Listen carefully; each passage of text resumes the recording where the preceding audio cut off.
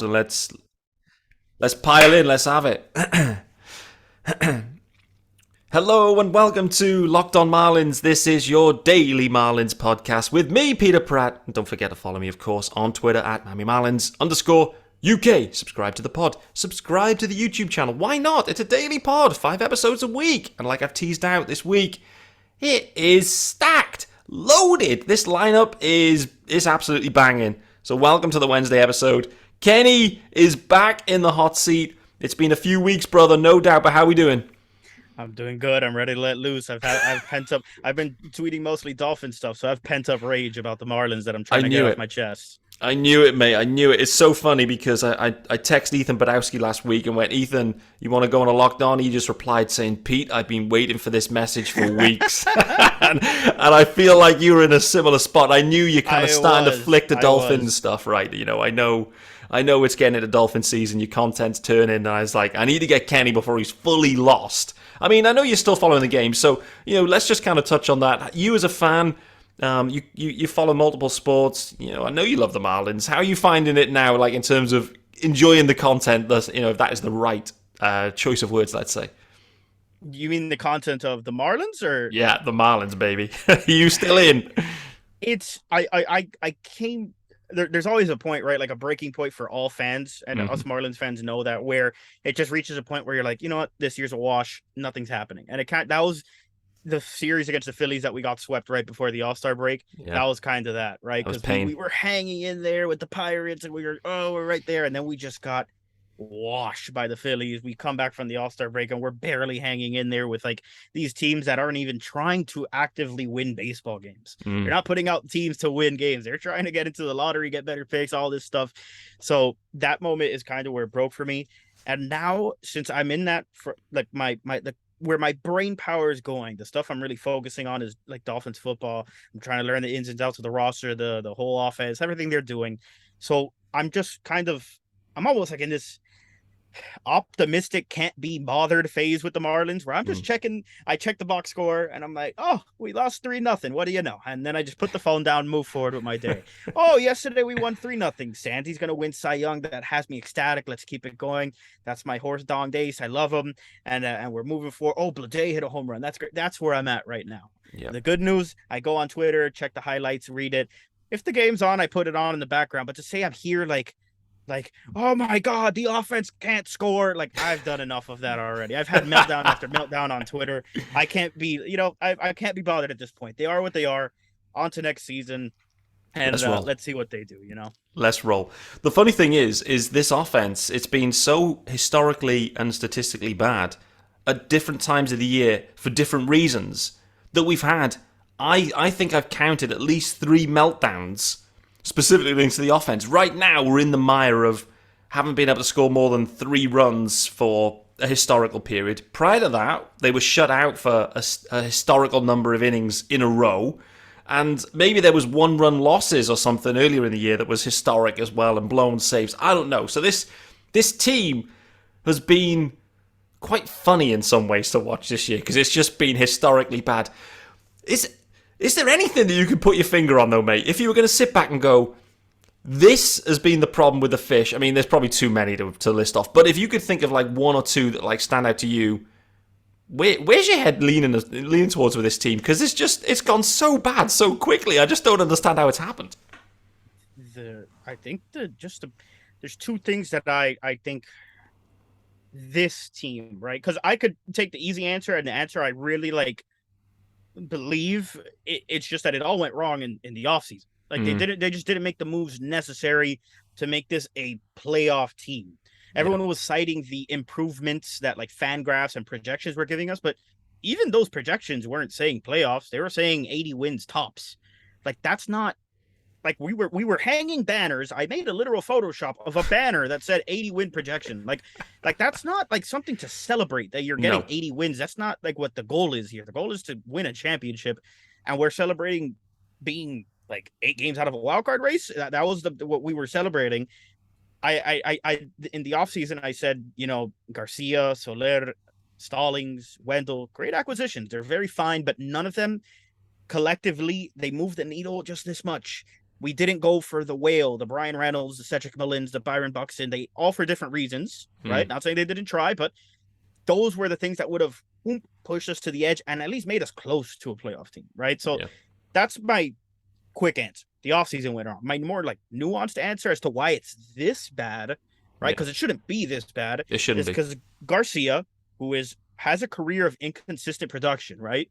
But when you look at his career numbers, he should be performing way better than this. He's having his worst year ever. Stallings, I mean, the audacity of this guy to start becoming Johnny Bench the past 2 weeks when we're out of it is insane. The fact that every time I see a tweet of that he's the best catcher in baseball the past 3 weeks, Alex Ferrer, my boy, one of my best friends on Twitter, he tweeted it out, and I was like, this mother, I can't believe he's doing this now.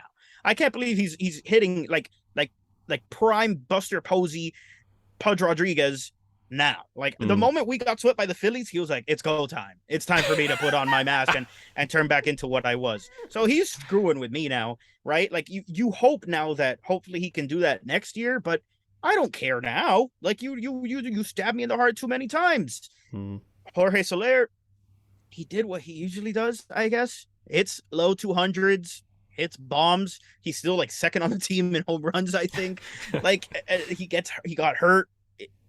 And just that's where it kind of went, right? Wendell's been the only one that's shown any semblance of being a good ball player. And for when it mattered, Garcia, Soler, and Stallings did not show up. And that's what it comes down to. Am I saying if they showed up, we'd be in the playoffs? No. Would it be more entertaining? Would we be a better team? Could we have possibly been buyers at the deadline? Maybe. Would we have made the playoffs? Probably not. Would we have been more entertaining and been a better offense and been a watchable product? 100%. And that's what it comes down to. You know, Garcia went and reverted back to a horrendous form times 2. Soler couldn't. I never thought it was smart to give a guy an $18 million option coming off a World Series MVP performance. Like, just because of that half of the year. When you look at his numbers, by the way, for last year, he's still a negative win player. So it's just hilarious that we signed the guy based off like 30, 40 good games with the Braves and then a crazy playoff run. But, you know, alas, here we are. Panic move, mate. You can't get the deal done with Marte, so it's like, oh boy, we better do something else. Soler could be the answer, and in the end, they've just sunk themselves, I think. And two of the players I really like, again, you look far back enough, and there were tweets of me saying I think Garcia would be like a good signing for the Marlins. I didn't expect it to be 4 years. I didn't expect it to be that much money, and I didn't expect it to be this bad. Neither did the Marlins, right? Nobody expected Garcia to be this bad. No. I two of the guys I really wanted were Marte, but, you know, they did get outbid by the most lunatic rich owner in sports. In like that's what Steve Cohen does. Like he reads Twitter, and then the fans are like, go get this guy, and he's like, I'll go get him, and he just writes a blank check. They got Marcana's been phenomenal for them. They've had injuries go their way offensively. Like, they've kept a lot of the guys healthy. Pete Alonso's having a tremendous year, so it's worked out for them. They caught lightning in a bottle, and it's worked out for them. They're getting guys back. Marlins, it's been the opposite. They tried to catch lightning in a bottle, and it's the glass broke and the lightning struck them. Like, it's just hasn't worked. Really did. You hit on it though, mate, because at the end of the day, we're going into the new season. I mean, I definitely did it. It was day after day where the Marlins made some moves. It was amazing. I'd just taken on this pod. I was like, wow, daily podcast. Next thing is the Marlins start making moves every day. I was like waiting for the news to drop. Wendell, bang. Stallings, bang. Avi Garcia, bang. I was like, whoa, here we go. Fish are doing things. But all of those, apart from Wendell perhaps, but all of those guys have just gone backwards. And that's the problem. Just collectively, they've all gone backwards. Like Donnie was saying, the big boys have got to go. And literally the big boys just weren't going. They haven't been going all year. And it's funny that they tried to convert themselves into... Because when I think back to that 2020 year, it's funny, right? Because the way the team and the roster was constructed, it was just like all speed guys everywhere. Do you remember? Everyone was running wild on the bases. Monte, Mags, Prince, Birdie. This team now was then they tried to go power heavy, slug heavy. I think they wanted to hit the bombs. Problem is, no bombs have arrived, and now you've just got a slow, cumbersome team that isn't hit any home runs, and it's got a ton of money owed to it now. So it's kind of gone sideways quick. Is Kim Ang under pressure now at this point, or is it too early for that? Oh, 100%.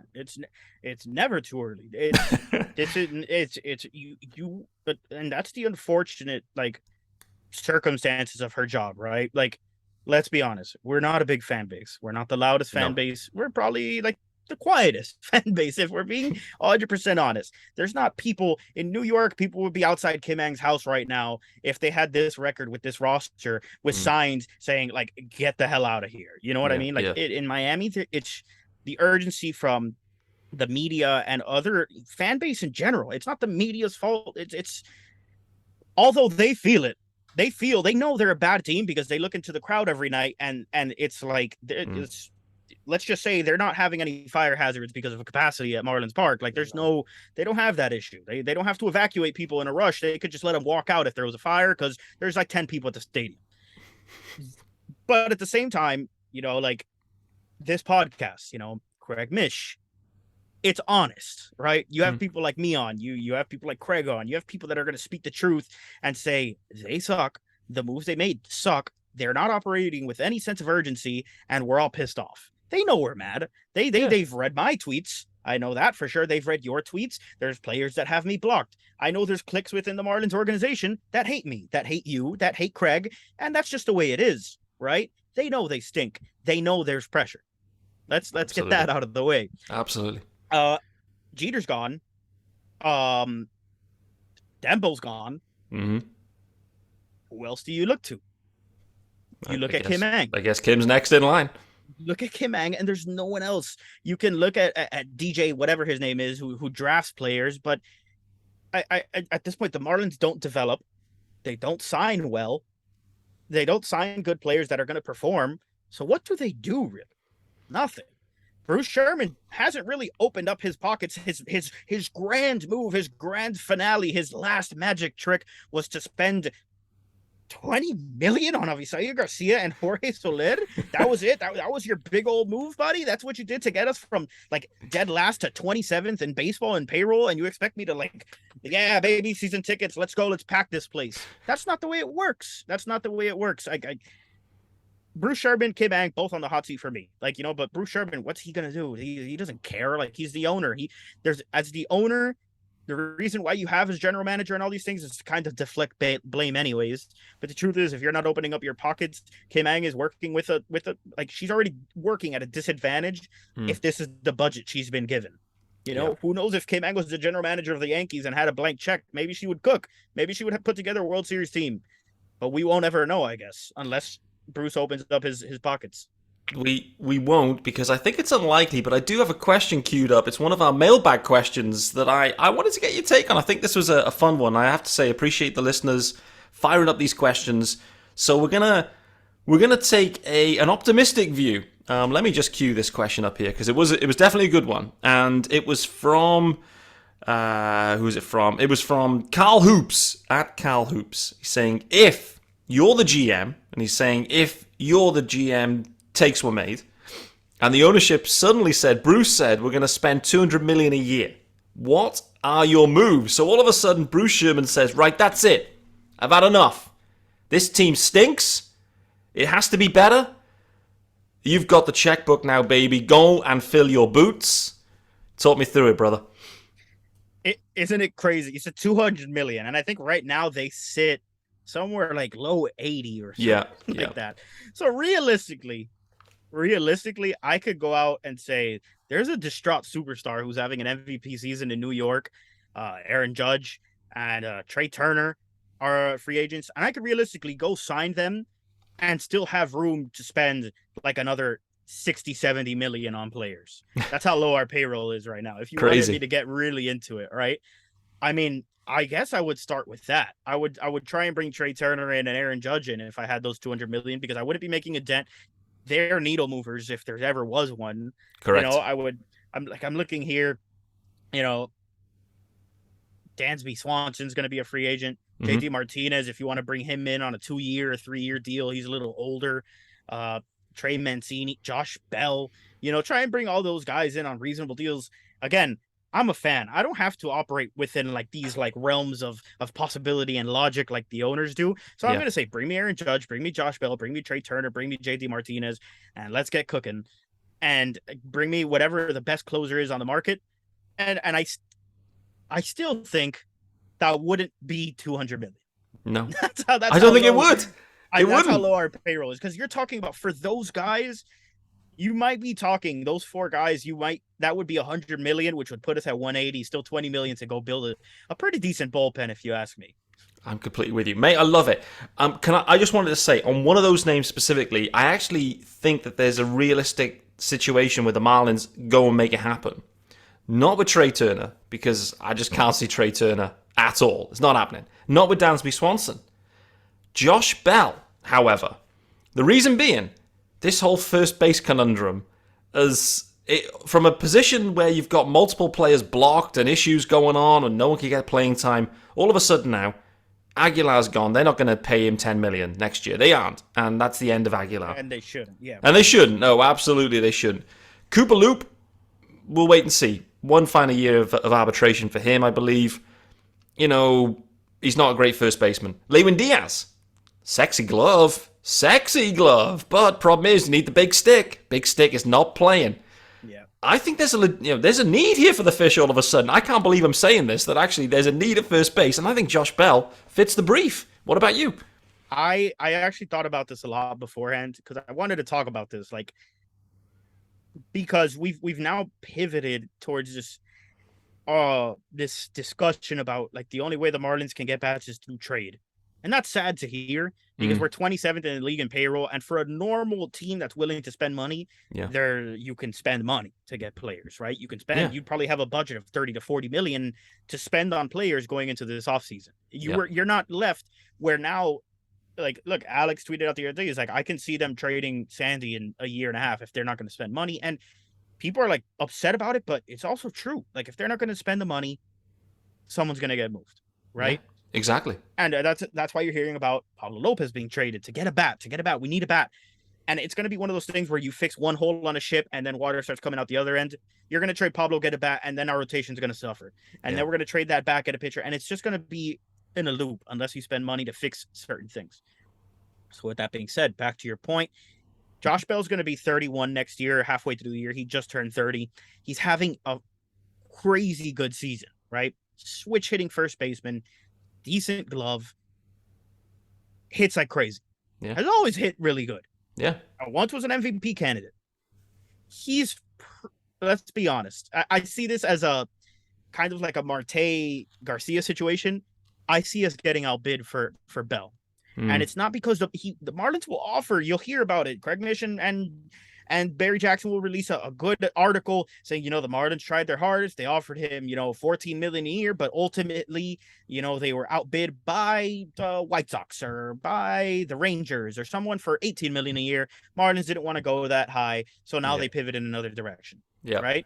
And I looked at it and I think I see someone. I'm going to make a bold prediction. Oh, baby. But right before we log off. Right? But, spoiler. For one, right now, and I see this being the range, and some people might not like it. I actually don't think it's the worst, but I can see it backfiring. I also didn't think, obviously, Leo Garcia would be the worst, and look how that turned out. Jose Abreu is a free agent with the White Sox. The guy's always hit. Mm-hmm. Always hit. He has like 150, like WRC plus right now. Always been a hitter. Look at his stats. Up and down every year. Been a stud at first base. Okay. He's 36 years old at the end of the season. He fits the mold because the Marlins don't want to commit to a 7, 6, 8-year contract plus or anything like that. Jose Abreu is not going to get that because he's old.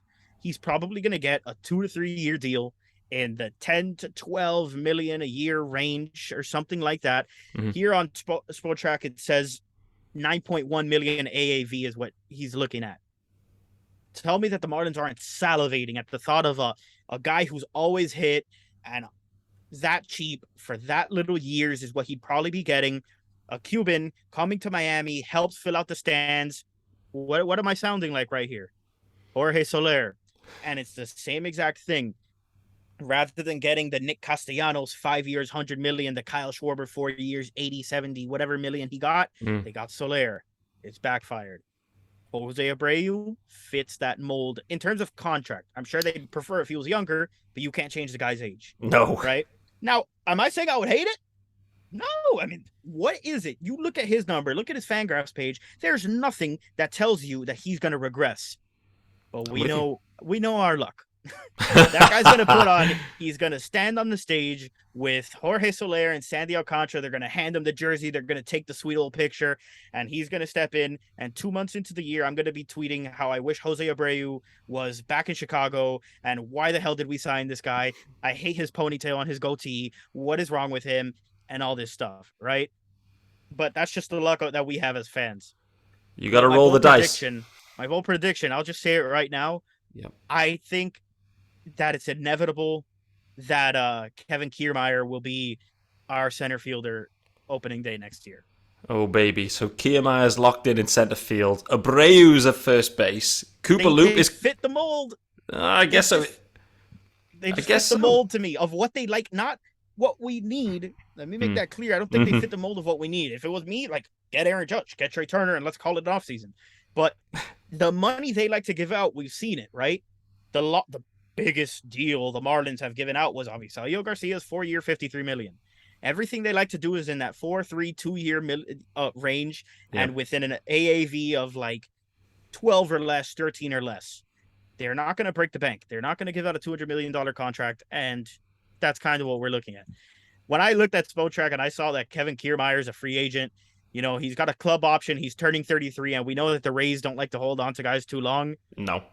All I'm saying is they're going to say, I'm having PTSD. I picture Kim Ang on, let's say, mid-April, joining the broadcast in the 6th inning of like a 3-0 game. We're losing. And she says, yeah, we just felt like Kevin Kiermaier, a guy with a ton of experience. He's hit well in his career, plays very, very great defense. And we felt like he could have a resurgence with the bat down here as he's hitting 120 and striking out at 40%. It just fits in my head. It just fits in my little fake head. Can see it coming a mile off. Let's get into the first ad of the day, and there's some interesting ads here. They're all linked to alcohol in some ways, so they're interesting ads for me as well, no doubt about it. And the first one, it's our guys over at Liver Health Formula, and it's by Pure Health Research. So if you have an overworked liver, I love that phrase, overworked liver. I certainly do, no doubt about it. It's now easy to rejuvenate your liver health and reignite your metabolism. Liver Health Formula contains 8 liver-boosting super nutrients like turmeric, beets, and artichoke extract, all of which work together to wake up a sluggish liver. There you go, another great phrase. Overworked liver and a sluggish liver. Absolutely love this one. Turn it into a toxin-flushing and fat-burning machine. No more bloated belly, need that. No more uncomfortable digestion. No more feeling tired and low on energy all the time. And best of all, Liver Health Formula makes it easier to maintain a healthy body weight long term, no short term gains, long term for it. As a listener of Locked On Marlins, you can try Liver Health Formula risk-free today and get a free bottle of Curb Fit with your order. Curb Fit, what is that? Well, it's a safe and all-natural appetite suppressant, so it makes it easy to say no to naughty foods. This makes it the perfect complement to Liver Health Formula. So, where do you go? What have you got to do? Pretty simple, guys. You go to... It's all one word now, getliverhelp.com/MLB to learn more. Again, that's getliverhelp.com/MLB to try Liver Health Formula completely risk-free. Claim your free bottle of Curb Fit with your order. Reminder, getliverhelp.com/MLB to get started now. That was a stunning ad. I absolutely love that one. And I feel like I should give it a try. I definitely do, because the beer and wine consumption has been high with this Marlins season, no doubt. Yes. No doubt it has been high, but it is what it is. So, I love that. I think, going back to the question itself, what would you do with $200 million? The fact is, for the fish, the reality is, it's never going to get to that stage for whatever reason. No. And they have to get better at drafting and developing dudes. And some of their trade activities too. Like, I'm intrigued to see where they go. What was your take on the deadline itself, mate? Because to come out of that deadline in a team that looked like it was in serious trouble, to make just one move, I found very interesting and puzzling, if I'm completely honest with you. The fact that it was just Anthony Bass, Zach Pop for a prospect that may or may not work out at shortstop. Like, it felt like at this point, at this juncture, the Marlins needed to be active because there's a ton of dudes reaching their final year now, and it felt like we just kind of sat there and wait to see what happened. I don't know. It just felt a bit strange that the Marlins were just so inactive. What was your take on it? It it's I kind of have a weird, like, I'm not upset about. You know what I mean? Like, I wish obviously it was more exciting, right? You always want to be excited when you're a Mm, fan of a team like the Marlins. That's all we want, really. we do. But if if the trade didn't present itself for Pablo Lopez, then it was right to hold on to him. You have so many Agreed. years of control, and there's no rush to trade him. Now, do I wish maybe they would have traded some prospects for a bat? Sure, but it didn't look like they were in any position to do so. What were they going to trade for Soto? They weren't going to do that. Look, the Cubs, I found what the Cubs did more like head scratching, just holding on to Ian Happ and Wilson Contreras. Mm, I don't know what's going on over there. Are they going to hold on to them, or are they going to trade them? That's a weird situation. agreed. The Marlins, it just seems like nothing presented itself in terms of a great offer for Pablo or for Cooper. I thought maybe they would package Bass and Pablo and Cooper or something like that to get a big Mm, return. mm-hmm. It didn't present itself. I think that it's out there enough now where teams know Pablo's on the market. I Yeah. do think that it's a likely chance that he gets traded in the offseason. If they're not going to spend, they're going to see that as one of the only ways they can bring in a needle moving bat is by trading Pablo Lopez. Yeah. The problem with it is that Paulo Lopez has never finished the season, right? So unfortunately there is the risk of him getting injured and it later towards this season. We've seen his last couple starts haven't been excellent. The production's tailing off. Mm-hmm. Could that be because of the grind of a full 162 game season taking a toll? I don't know. I love Pablo and I love him, and if he's on this team, I'm fine with it. I'm perfect with it. Like, there's nothing wrong with having Sandy Alcantara and Pablo Lopez on the same team. Like, you're not going to be mad about that.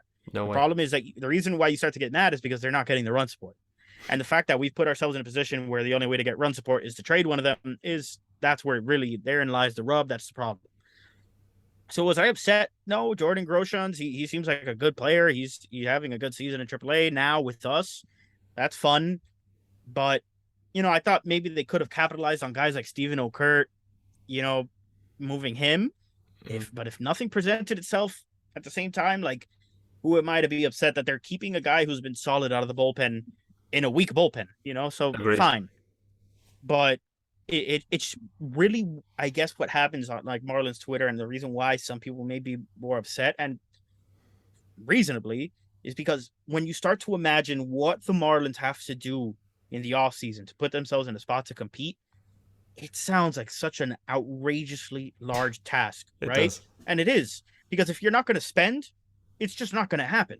It's not going to happen. You can make some trades and make yourself a good team, but we're not the Rays. We're not going to just like finagle our way into a playoff spot with crazy management and next level analytics. Like, we're not going to do that. We're not No. going to do that. So that's where then you as a fan start to say, like, man, we could have gotten started on this little mini rebuild here this offseason, traded a Mm, guy like Coop and got in a high level bat. And, look, I wanted Miguel Vargas from the Dodgers, but it didn't work out. He didn't open himself up in a trade. Something happened. And that's why I see like the outrage on Twitter because of that, right? But I guess me, like, in my negative, like, realist kind of brain, I don't expect us to compete next year either. no. You know what I mean? So I don't blame them for not like pulling the plug on Pablo and just trading him at the first thing that comes up. So was I underwhelmed? Yes, especially there that final 30 minutes of the deadline. It looked like it was, oh It my was god, it was it was brewing, just wasn't Yankees Dodgers are in on Pablo. It's getting close. Oh my it? god, and then bang, nothing happens. Like, it was just one of those, like, oh, what do you mean nothing happened? Like, I was so excited. I was already telling my friend Adrian to start photoshopping Anthony Volpe in Marlins uniforms. Like, what's going on here? And nothing happened. I know. So overall, yeah, underwhelming. But the task to build a competitor going into next year seems so tall and so unrealistic that, to me, I'm like, why rush and trade Pablo? Like, if you're gonna build a competitor next year, it's gonna have to come from money and calculated moves, and let's just say I don't have much faith in them to do that. Okay, let me ask you this one then, Yeah. where the Marlins find a way to go and get Brian Reynolds from the Pirates. They do. Yep. And to be honest with you, I still believe that Brian Reynolds will end up as a Marlin. I do truly believe that that is a really likely situation, and Reynolds his control will continue to tick down, and maybe that will then balance itself with the Marlins with their their price they're willing to pay. Problem for the Fish is as the time ticks along, their farm starts to deplete as well. Guys are regressing in the farm, they're getting hurt in the farm, they're actually moving it to the major league level and underwhelming. This is the problem now. The farm is starting to. It's no longer a top 5 farm now, in my opinion. There's other teams that are miles better now. And the Marlins, all their top prospects, you've drafted Khalil Watson, went in as the number 1 prospect. Khalil Watson, next thing is he's snipering umpires. There's insane stuff going on with him. You've drafted Jacob Berry this time around as your number 1 pick. He's already like the 6th, 7th prospect, so a lot of people are out on him. You've got Max Meyer is down now for missing a whole year. Okay, Eda's coming back. So this farm that a year ago was a top 5 farm seemingly, or close to, I think has gone backwards and now is maybe still sitting in the top 10, but back end of that. Maybe even that's being nice as well, I guess. This is kind of at the heart of the thing, is like, maybe we're, as Marlins fans, overestimating at times the talent that they have there, because the development just isn't there. That's the problem. The hitting development is so weak in this farm, and that's the fundamental problem for the Marlins, and always has been for the past however many years, 5, 6, I don't know, since I followed the team. But I've gone off on a bit of a rant on the farm, but I think it was worthwhile. Nevertheless, the point I was making was, Brian Reynolds, they get a deal done. One of the young controllable arms has to go, a multiple of them perhaps, and maybe Khalil Watson, they think, bollocks to it, let's just pull the trigger. Okay, so Reynolds is now in Miami. Plug center field, solves the problem. Avi and Soler are still around. We know that. Bladay's still around too. And I think Bladay looks like he has the chance to be a major league hitter, in my opinion, from what I've seen in the small sample size. Okay, you then go and get Josh Bell, perhaps free agency. So you add in Bell, you got Reynolds. I do think that, and it was interesting, I was talking to Will Manso about this on yesterday's episode, that if you layer in more talent around an Avisel Garcia, for example, and he isn't the focal point, and has to be the guy, I think Avisel Garcia could well bounce back and rebound next year. But he needs the protection around him. He needs Josh Bell to be hitting. He needs Brian Reynolds to be setting the table. But I do start to think and look at that and go, maybe there is an offense there. But the problem then, I look across the town that we've just been playing the Bravos and being spanked by them. The Bravos are miles ahead of the Marlins. Even if they go and get Reynolds and they get Bell, you look at those rosters, they're not even in the same stratosphere. The Braves are so far ahead. And that's your point. The task is huge. But if they get Reynolds and they get Bell, are they in the mix? Are they in the mix at all? Or are they, are you in line with my thinking? In the mix, yeah, I don't see why not. They were in the mix for a good chunk of this year with this roster underperforming. You know what I mean? There was a time there where we were 3 games back of the wild card with Garcia and Soler both hitting low 200s, almost below 200, with Stallings completely regressed. True. Jazz hurt. Yeah, I do think so. They'll be in the mix. Yes. Playoff spot. Things bounce our way. A couple things go our way. Yes, they could. I do agree with you, by the way. The farm system's just not as good anymore, right? No. Teams do not hold our farm system in the same regard they did last year. Agreed. The fact of the matter is that Eddie Perez is the best prospect we have, and I'm extremely high on him. I love him. I don't care about his 4.18 ERA. He's like 10 years old in Double-A. Give the kid a break, all right? Yep. Like, he's amazing. But Khalil Watson has underperformed. Sixto Sanchez is nowhere to be found. Max Meyer just had Tommy John. Jake Eater hasn't thrown a pitch this year. Lewin Diaz isn't even a prospect anymore. Don't know why I'm talking about him. Peyton Burdick, he's to me, he's like Monty Harrison. Really, like that's what he is. He can't flashy ass tools, but he can't hit the ball. To me, the best prospects in this system offensively are Yidi Gape and Jose Salas. So those are the ones I'm really high on, but they're a long ways away.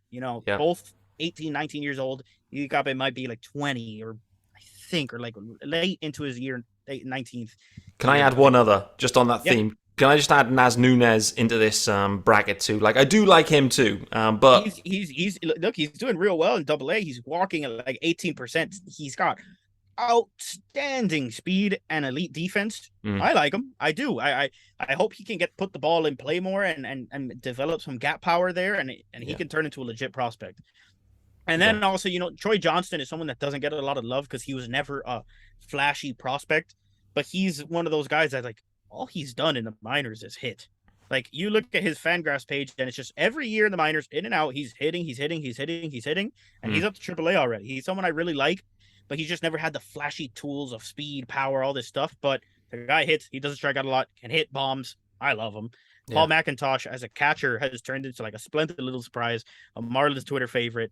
But it's just that the high ranking guys, yeah, it just hasn't bounced our way. Max Meyer, it stinks that he's gotten hurt. Jake Eater is someone who I still am high on, but mm, he hasn't thrown a pitch in a year. Is the team going to want to trade for him without having seen him throw? Sixto is he's throwing. I don't know if I'm like in the Truman Show where it's just like, am I being pranked? Because every day I think I read about a live bullpen, and I don't know how much longer he can just throw live bullpens. He's going to the live bullpen Hall of Fame at this point. So I don't know what else I'm going to be, if I'm ever going to see him again. I don't know if he's alive. So the fact of the matter is that the farm has underperformed. it does. They have a lot of young guys, like 17, 18, 19-year-olds that are really hitting well, Mm, but they're far away. They're not, some of them aren't even ranked prospects. Fish on the farm, fantastic job. Marlins minors. He without him, I wouldn't know about any of these guys, but he's yeah, constantly tweeting highlights. Daniel DeVivo, who also does a great job of it. And I'm able to learn about these like 16, 17, 18-year-olds that are killing it, but as a fan, you don't really get excited for those guys until they're 20, 21, and they're doing it in Double A, and you're like, okay, exactly. we got something here. Yeah, So the farm's like just it's not like around the league. I guess that they're not. It's held in such high regard because teams know that our development is good, and anything they get from there could be damaged goods in the way they've been taught. Look at yeah, the Dodgers. The Dodgers just called up Miguel Vargas. He's their 5th ranked prospect, and I think he would be our best hitter in our farm system. And that's a team that's already won 80 games, I and know. they've spent $230 million. That is a baseball organization. That is how you do it. You spend the money, you make the trades, you develop the players, you do it all. The Marlins barely do any of it. So, frustratingly as well, the division rival Braves are starting to get into this arena too, in my opinion. They're starting to actually spend the money now as well. Yeah, Austin Riley with a big I mean, extension. Grissom's up, hitting bombs. Harris is hitting bombs. I mean, I can't believe it's painful, isn't it? They're Acuna's so good. doing a 98-minute trot around the bases Oh after my a home run to God, Tommy don't Nance. get A me Tommy Nance started bomb, on and he's 98 minutes around the what? At bases. this point, it's obviously something with the Marlins. Obviously. And you know what? I am I an Acuna fan? No. I love what he does for baseball. I think he's great for the game. But at the same time, like it's obviously something personal. And at this point, he's got a grudge off for the Marlins. I gotta respect it because I hold grudges too. So credit to him, But like the Braves, well, I saw the tweet. What is it? It's Matt Olson, Ronald Acuna, Ozzy Albies, and Austin Riley. They're all locked up for like 40 million, 50 million a year for the next like 7 years. Yeah, That's exactly. crazy. That's lunacy. Like the fact that Acuna is making 10 million, Albies is making like $4 because of the contract he signed, and then Olsen and Riley, like it's unfair. That's what I like how you said it. They're just on a completely different level. They're playing a different ball game. Like they're front office, and I won't say GM because it seems like a slight towards Kim Ang, but in order to spend that money, you need an owner that's going to say, yeah, spend that money. Yeah. I don't know if Bruce Sherman's telling Kim Ang that, right? So their front office, they're all on the same page. They're in unison, and they're making the tough decisions. They made the tough decision to let Freeman walk. They brought him in Olsen.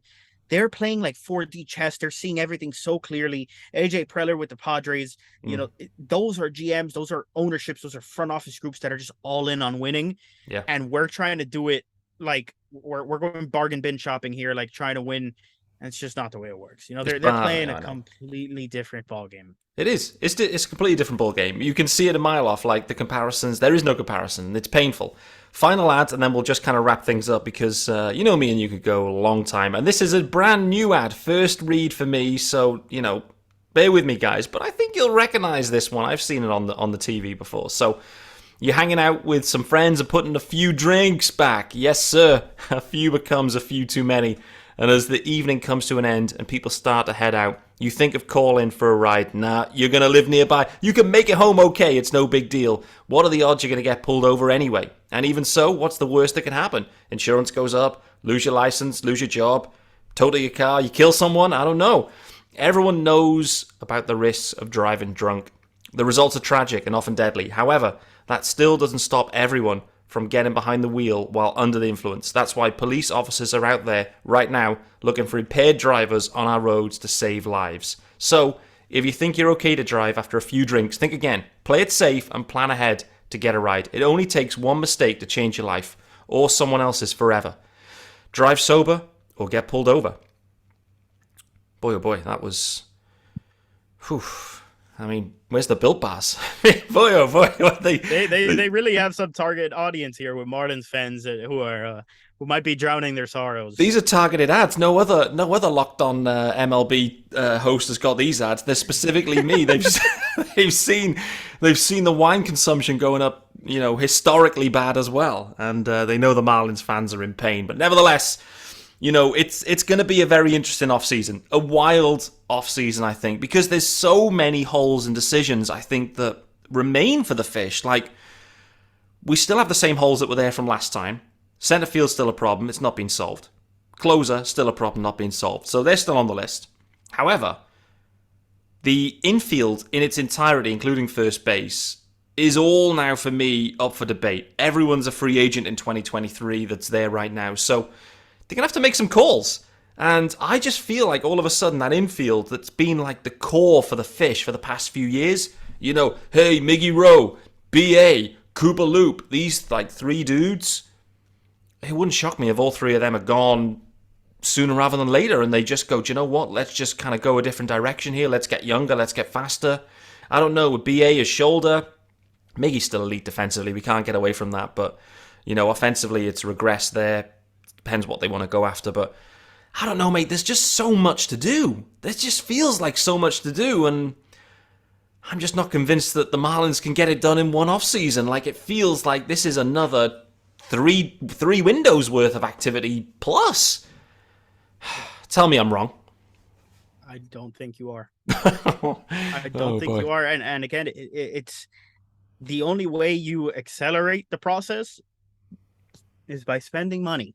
Yeah. If you're not going to spend money and you look to do everything through trades and development, you're going to swing on miss on guys like we obviously have, and it's going to slow down that process, right?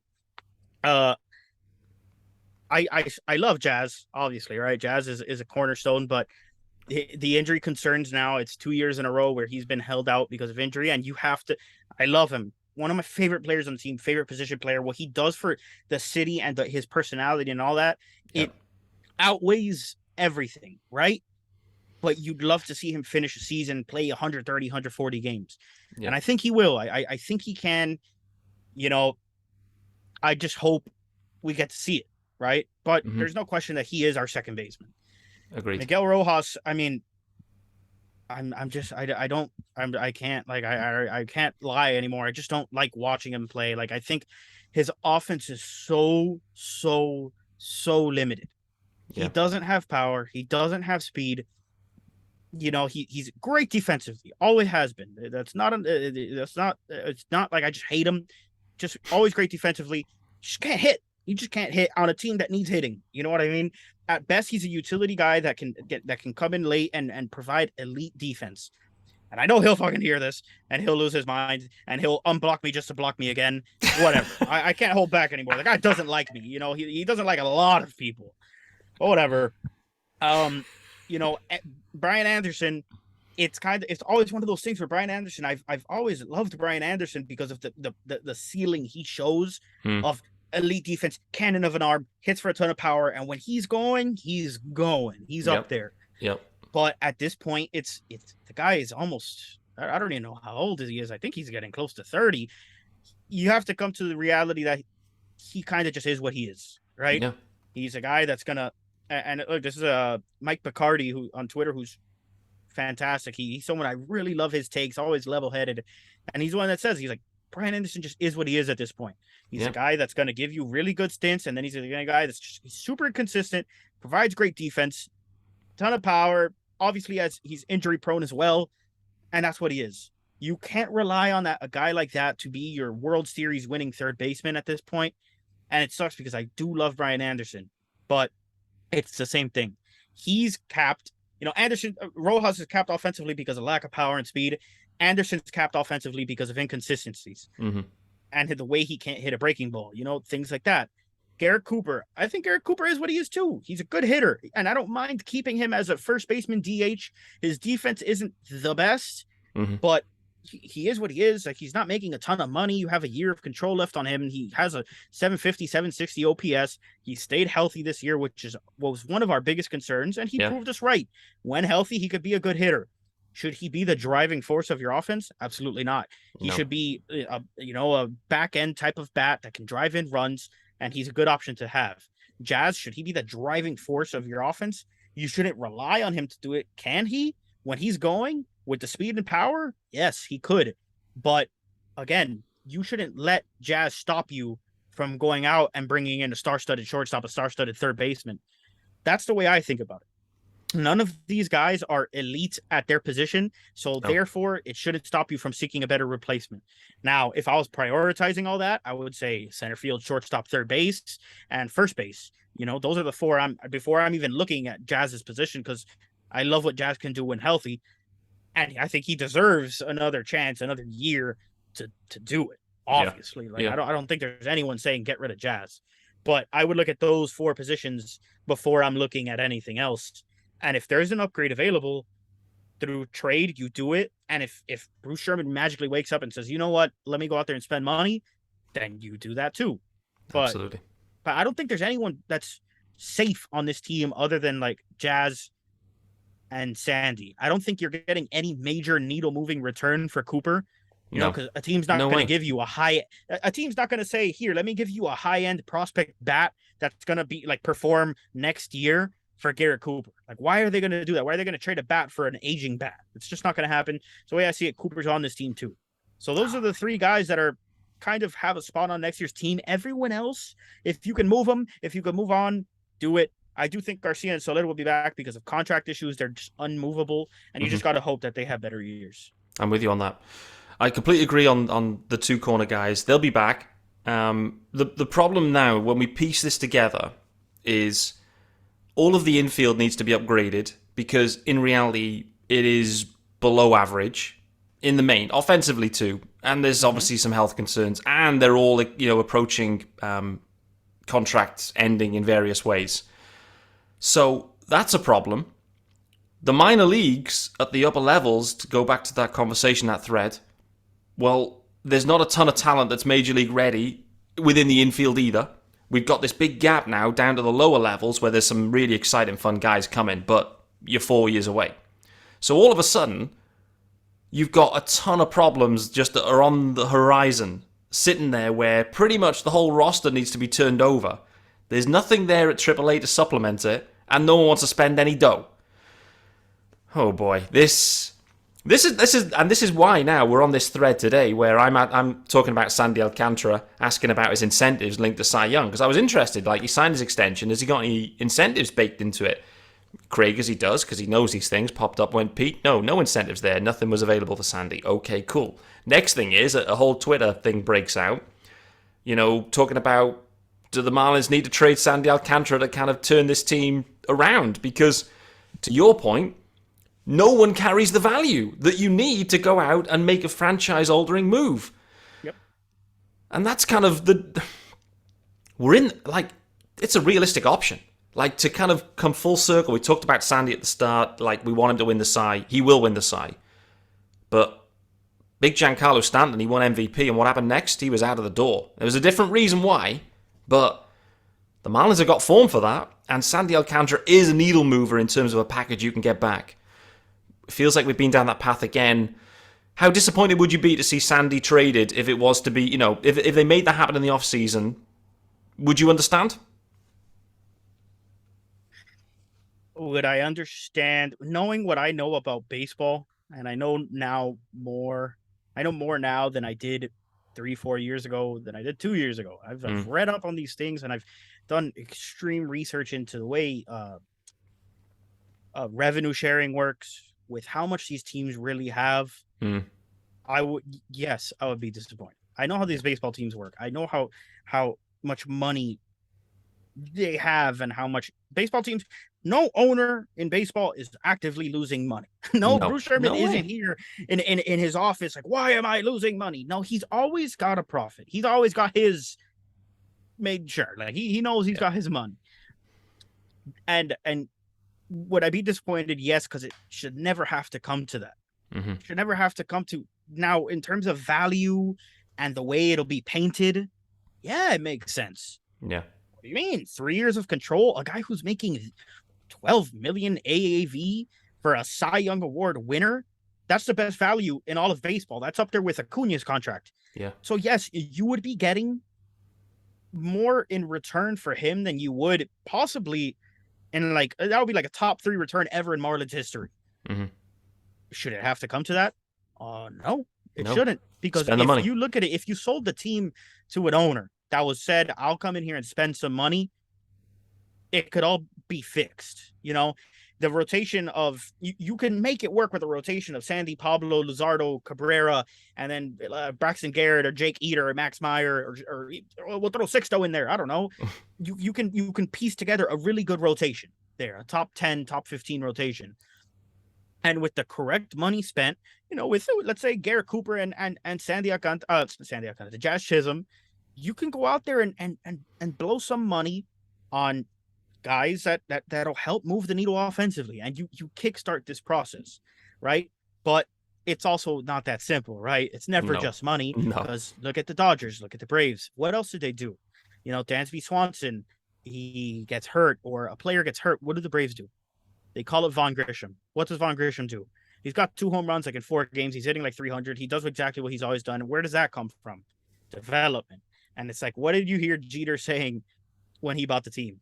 We are going to build a sustainable winner year in, year out at every single level. We're going to be competitive and produce championship quality baseball. And that is what we don't have. You know what I mean? So back to your main point, trading Sandy. Can I see it happening? 100%. 100%. It's the way us Marlins fans have always lived our lives, right? We don't know how long. It's why I lost my mind in the All-Star game when Dodgers fans were like, why are you crying? Sandy's young. Ugh. And it's because I know that there's a real possibility that Sandy gets traded and he's starting the All-Star game for the Yankees in 2 years. And Yeah. I'm going to be sitting there miserable, chain smoking cigarettes, drowning my sorrows and saying, I didn't get to see him start an All-Star game for us. And we traded him and we're back to square one, right? There's a world where in this ownership group that's not going to spend, the only way they're able to kickstart a rebuild is by trading away guys like Jazz and Sandy. Obviously, Jazz doesn't have that value now, but let's say next year he's an Mm. all-star again and he's healthy. Yeah. Who knows what they do? Who Yeah. knows what they do? It's really, really, really sad. And I know fans are probably hearing this and be like, man, Takes is so negative. Mhm. And I'm just being realistic. Like, you've seen the writing on the wall. They don't plan on spending the money. They've made the argument that the attendance is such a big issue to overcome for them. And we know that with the way revenue sharing works, these teams got hundreds of millions of dollars in revenue sharing. And in MLB's eyes, they want these guys to spend that money, right? That's the whole dream. It's the money gets cycled to the poorer teams. The poorer teams spend that money on a payroll. They get a better team. A rising tide lifts all boats. That's Yep. what their vision is. Mhm. These teams will get that revenue sharing. They'll spend money. In an ideal world, they proposed a salary floor of 100 million, and they did it for a reason, because they know it's possible. Yeah. But the ownership will tell you it's not possible. Look at our attendance. Look at our crowd. It's just not possible. It's not possible. It's possible. Don't lie to us. I know it is. Teams will eat it up because it's easy, right?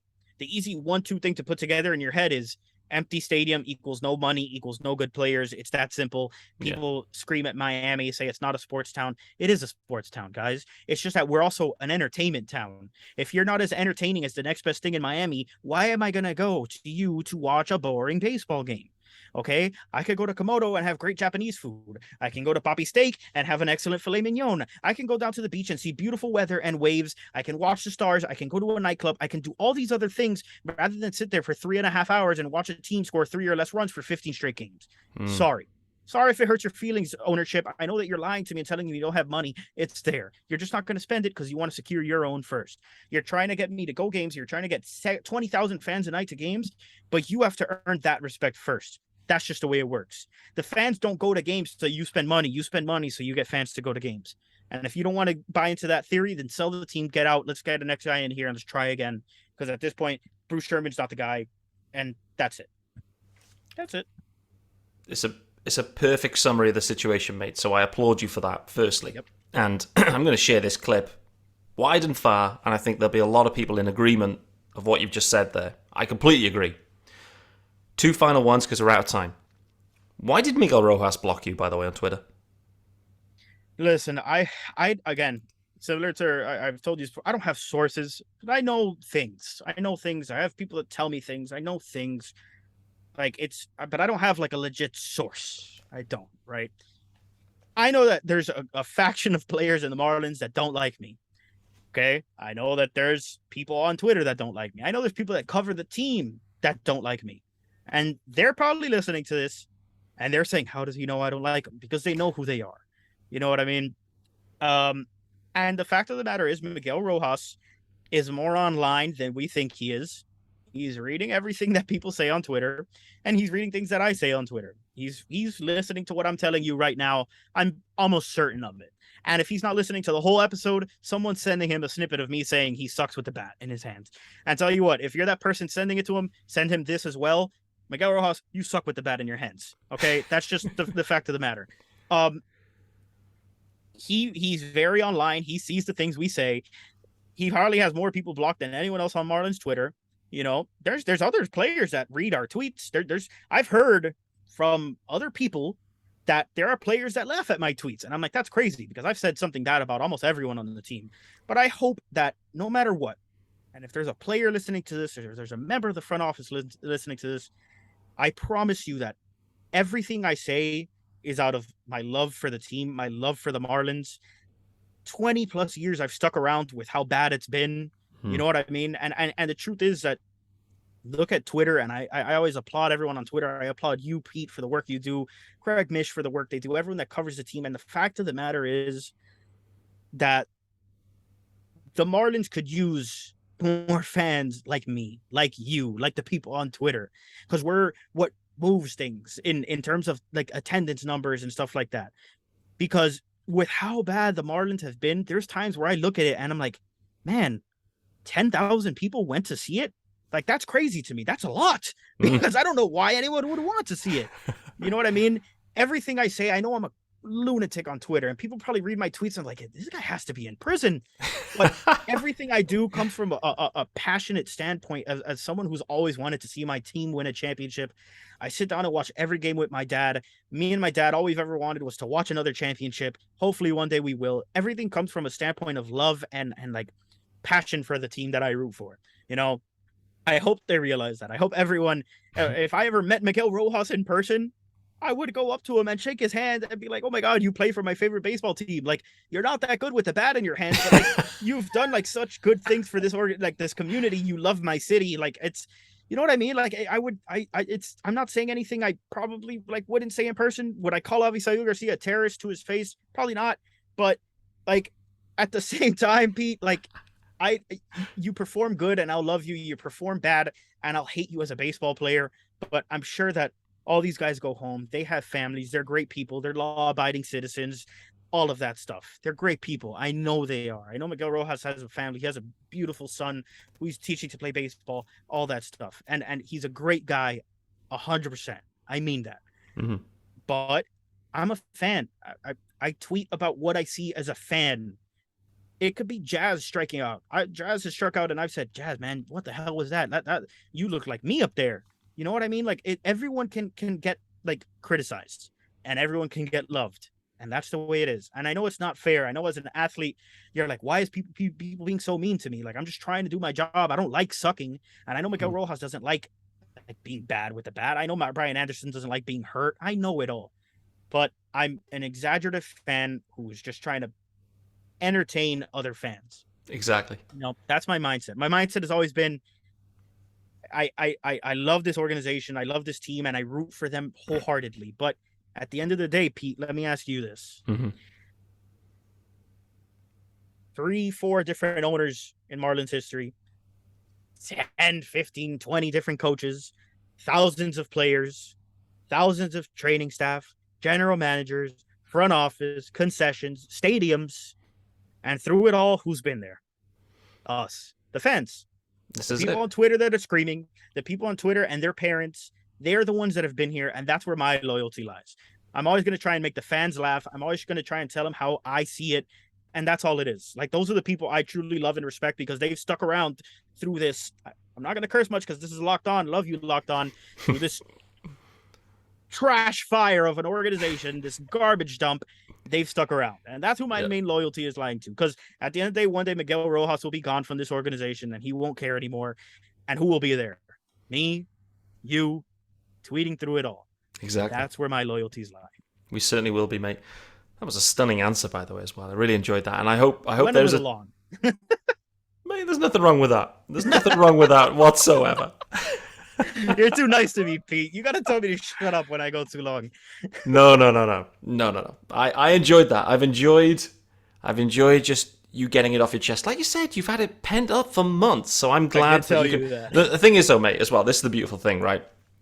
This is why I like it when you go into this mode, because there'll be tons of people. I know exactly how many people listen to it, because I get the stats, so I can see, and I know exactly how many people are. And it's more than you'd expect, actually. Yeah. And I'm sure it is. people are tuning in here, and they're listening and going, that's exactly how I feel.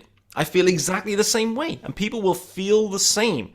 At the end of the day, from a Twitter perspective, it's entertainment. We're there for fun. Exactly. We're not reporters. We're not media. We're there to have fun. There's people that disagree with everything I say. But no matter what, the one thing we have in common is that we both just want to see the team win. We're both just as passionate about it. I guarantee you, even the ultra optimistic, positive fans aren't cheering when Garcia strikes out and things like that happen, right? Like, we all want the same thing. It's why, like, you see me beef with people on Twitter, but at the end of the day, even those people, I'd be willing to meet in person and bet we have a lot more in common than you think. Like, at the end of the day, it really is all love for, like, all Marlins fans. We're all rooting for the same team. We're all in this together, hoping that one day we're good. Probably won't happen, but whatever. Probably won't. With that being said, I think that's the perfect time to sign off. That's been an absolutely stunning episode and a lengthy one, which is par for the course. You know, if Takes is in the house, you know we're going to go long on runtime. There was 2 wonderful ads mixed in there. I always got a lot to get off my chest. I've got one final one for you though, and it's a one name answer. So It's simple. Your favorite non-Uri Perez prospect in the Marlins system right now? It's between 2, Iri Cape and Jose Salas. I'm Cuban. I'll say Iri Cape. That's my answer. Perfect. And just in case he's listening, my second favorite, Paul McIntosh. I love you, Paul McIntosh. I love you, Paul McIntosh. He's second favorite. He's always listening. He definitely is. So he is. We know it. All right then, guys, that is us done with Locked On Marlins. Not forever, but just on this Wednesday episode. I hope you've enjoyed it. And I appreciate Kenny Takes a Mate hopping on, giving us his time, his thoughts, his honesty and openness. And I've really enjoyed it, and I hope you guys have too. So, here's what we got next. Just to tease it out, we're back tomorrow. It's a daily pod, so you know the drill. We're back, and it's Thursday's episode. Who have we got queued up? Another Marlins Twitter GOAT making his debut. Alex Ferrer is in the house tomorrow, so that one... God, I'm so excited for that. That one could be wild. I am not going to lie. So Thursday's episode, Alex Ferrer on his debut for Locked On Marlins. If you don't know who he is, go and search it up. I'm sure you will. And he is equally as hysterical as Takes. I think the two of them are a perfect tandem on Twitter, and I think they love rubbing people the wrong way. Yeah, I love that. He's funnier than I am, honestly. He is. He's the best. So that's queued up for Thursday. And then just to kind of tease ahead again, Friday's episode, guys.